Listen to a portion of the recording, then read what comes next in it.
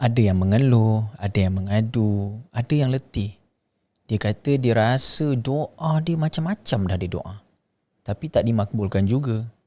Dah lama dia minta dekat Allah, tapi tak nampak hasil. Tak makbul. Allah tak dengar ke? Tapi tahu tak? Selagi mana ada iman dalam hati kita, doa kita tak pernah gagal. Sebab Allah jawab dengan 3 cara. Yang pertama, ya, Allah bagi.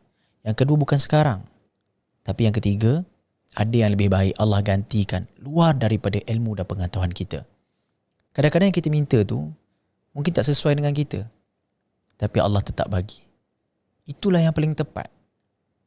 Tapi kita tak nampak hikmah dia sekarang.